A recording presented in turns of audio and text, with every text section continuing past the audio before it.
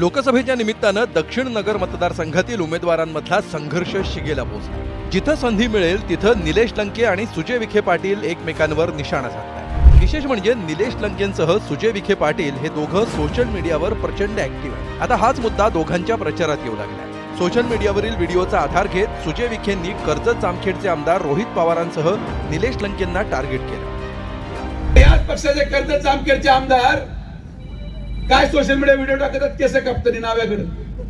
अरे 40 वर्ष मी केस कापले तर व्हिडिओ काढण्यासाठी काय? मला नव्हतं माहिती की वो गाडीत जेवताना पण व्हिडिओ काढावा लागतो।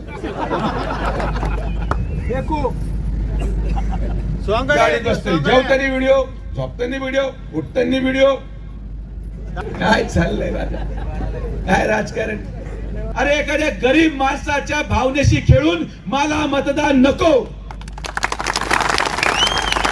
मी या राजकारणामध्ये या लोकसभेमध्ये विकास करून मतदान मागायला आलोय। मला मतदान टाकायचंय तर माझ्या केलेल्या विकासावर टाका, सहानुभूती मला खोटी मिळवायची नाही। सगळे गोरगरीब कुटुंबातले माणसं आहे ना, त्याच्यामुळे आम्ही आमच्या जी परिस्थिती त्या परिस्थितीनुसारच आम्ही जीवन जगतो। आम्हाला काही वारसा हक्क नाही ना त्यांच्यासारखा मोठा।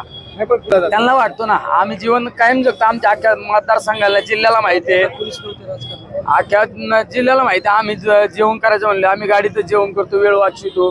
आमचं जीवनशैली काय सगळ्यांना माहिती आहे ना। सध्या उन्हाळा आणि प्रचार सारखाच तापू लागलाय। उमेदवारांमध्ये आरोप प्रत्यारोपांचं युद्ध रंगू लागलं। यामध्ये अहमदनगर, शिरूर, बारामती आणि मावळ मतदारसंघ आघाडीवर आहे। ब्युरो रिपोर्ट, पुढारी।